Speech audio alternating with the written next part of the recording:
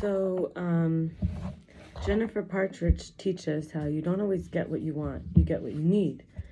We have to trust life guiding us through that. And Shawn, sheshn, Hashmatpour, he says, Jennifer Partridge also teaches that we have to cherish the moments when our body feels alive. And this is when our ordinary becomes celebrated. 3, we have to slow down, and that's where the healing happens, because our body, once it gets what it needs, that permission to simply be, that's when the stillness and the softness can come through. And Shawn, sheshn, Hashmatpour, he talks about, in relationships, why dating might feel hard, or being in a relationship, or all the stuff that could come up with that. He is a secular teacher. I'm not sharing the Jewish perspective necessarily. He says everything can happen. Anything from breadcrumbs where you get just barely anything from the person, or being avoided, or being tested, or ignored, or having to chase, or even be ghosted, which means the person just disappears without proper communication, like a ghost. It can lead a person to feel embittered, like the whole system is broken, and with heaviness. And let's keep in mind, even in the Jewish world, how so many people are waiting because they don't want to be having relations before marriage. He says there's a state of mind here. We have to look inward with an honesty and stop blaming the external, versus maybe approaching the whole experience with like a guarded heart and transactional energy. A man becomes a man, the man, rather than trying to get the girl. So there's something called empathy over entitlement as a principle, 2, how you think, and 3, embodiment. So 1, empathy over entitlement. We have to, the man, he says, from the man's perspective, has to understand the other, right? Whoever this other is. Recognize that women also have carried shame, trauma, and fear into dating, and not see them as the enemy anymore. Like, how are you treating the other on the other side of this date or the dating? 2, how you think. You have to, what are your beliefs? Can you adjust your beliefs that dating is actually easy, and it means being more playful, and it means being more honest and grounded, and this is a way to become more energized versus drained. It's not something hard, it's something fun and look forward to. The dating itself, not the outcome. And 3, embodying what you want to receive. You want truth, be truthful. You want depth, stop superficially engaging. And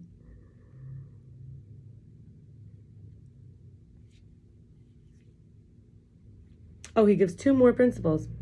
So the depth is where you become, like, let's say you want depth, let's say you want truth. So embodiment, he says, is how you turn yourself into a magnet versus having to manipulate things to go your way, even if manipulation in a kind way, like just trying to get the person to give you a chance to go on a date because you want to show them the world and make them happy. Anyway, 4 is about presence, and 5 is about mindset. So 4, presence. Presence is not pressure.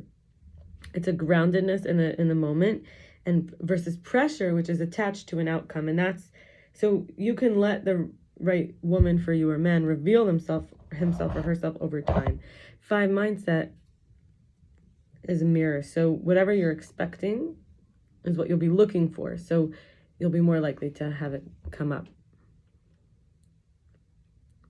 The I'm not good enough belief. For example, money. We're moving now to like different topics here. So he says like, that's why dating might feel hard. But now let's talk about the I'm not good enough belief, which isn't only about dating, but he says money can feel like you can only make the amount of money you feel safe making. So if you're not good enough, you're not going to feel safe to make more money. And also how deeply you know, not just in dating, but in relationship, how deeply you allow someone to love you, how you and also not good enough is how you process fear, stress, and disappointment. Like, do you make it be about you or just about mistakes or trying harder next time or doing something different? He says, while it may be first instinct to run away when we feel not good enough, when we feel inadequate, he says that's the perfect time to get curious. We can then clear our subconscious patterns in order to build a new self-concept, and then take the practical actions as we step into the healthier, or the love or finances. It would be adequacy.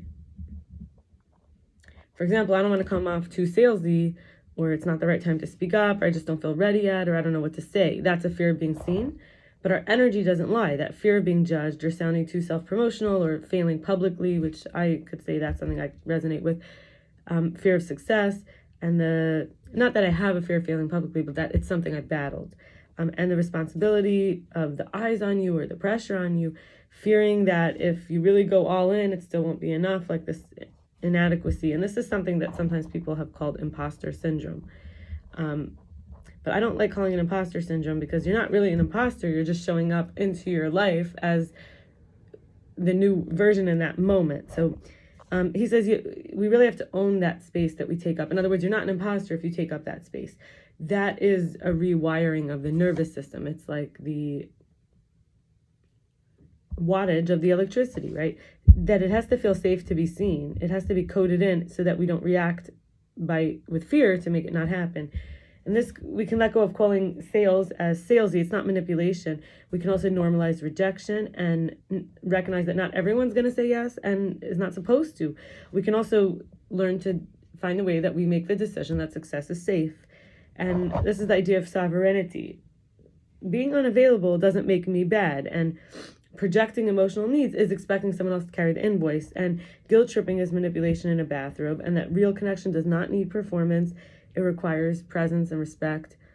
And that I'd rather impress someone being honest than by being a doormat. He says, when we're choosing people who hold their own energy and respect my space without needing a PowerPoint on why I'm unavailable, and people who don't become passive aggressive when I'm focused on my goals, and people who show up consistently, not just when it benefits them, and who take ownership of their feelings rather than outsourcing them, and people who are living with honesty, growth, and real self-awareness, we can then use this nervous system work and this choice that we've done with choosing these people to have a filter now. I mean, the filter is there now for everything. In other words, that nervous system shows up, especially when we're making choices. Everything becomes more clear. There's connection and confidence because our body actually teaches us the loudest. If it's not going to work, our body will make sure we know. So, chasing expansion from a body that felt unsafe, which is a pushing feeling. Someone might end up with a bloated stomach, or the nervous system might feel broken even, or the heart is full of resentment, because confidence is not built in the spotlight. You actually could be building it in the solitude. It's forged. And not all discipline is masculine. Some of it is very wounded kind of discipline. So this nervous system work and these choices, which become a possibility, we also start to see that this other doesn't necessarily reject us. They reject the version that's hiding, like the version of us that we don't want them to see could be who they're seeing, and they're rejecting us as much as we reject ourselves. And that also we start to recognize that true power is subtle. It doesn't need to posture and, sisterhood or brotherhood, like your I don't want to call them fellow protagonists in the story, is not optional. We need that as a soil for our growth. We need to grow in hoodness, in brotherhood, sisterhood, neighborhood, communityhood. Also, our nervous system decides how much abundance is allowed. So, for example, abundance is not the same thing as having money, but we could say having the sense of comfort and pleasure and choices that we become normalized with. Also, we don't need to have more of a strategy. Often, it's what's needed is more self-respect. We don't need to plan through everything and figure out how we're gonna approach it and then pinpoint and plot. But if we show up with a sense of self-respect, the real self that could show up in every moment, and that self-respect is also how we treat others and what we're willing to engage with. That could be that leverage. And finally, this abundance, which we might say is more like a financial freedom, comes from that confidence, whether we're networking or in sales, if we're talking about livelihood and work, and that magnetic energy, the same kind we talked about in relationship and dating. So that is that purpose that we could feel in our body, a high level recalibration. So this is the subconscious patterns we discussed, power, presence. And just to take it more seriously, I wanted to share how, not more seriously, more personal, I was like, what am I proud of myself? We have to go in that. My nervous system can be adjusted with that. So one, I'm not talking to someone who screams at me in public for 6 days, even though it was very hard to cut off. That was months ago. It was a man named Michael. Number two, not living with a man for a few months who is not my husband or a committed partner, even though it's been hard to have no one and be alone sometimes. So this was probably more than a few months. This was in the past because he was somebody who, so basically taking a break from someone,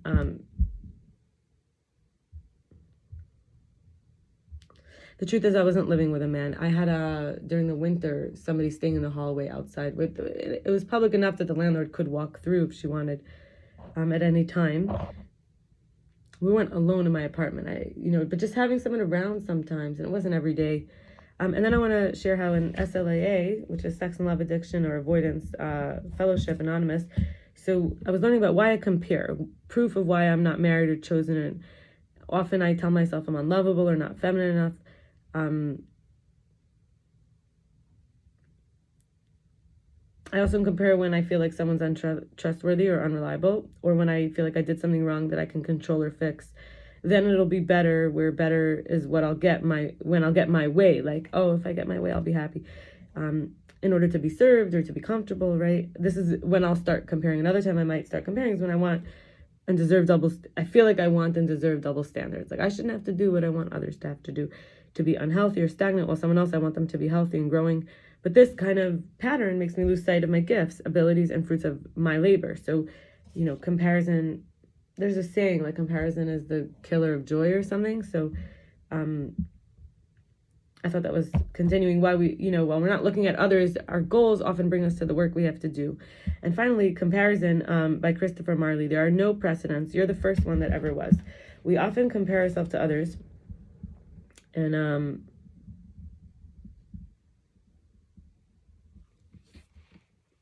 come out poorly, feeling worse, not realizing what we're doing is harmful, even though we think it's helping us know ourselves better. Comparisons are an intellectual exercise, and we can put our intellects to better use. Security comes from an inner sense of self-acceptance, which grows every day that we are in recovery. Comparing strips away our uniqueness and sets up false standards we think we need to meet. We are who we are. There's only one of each of us, and I'll stop here and wish you all the best. Bye.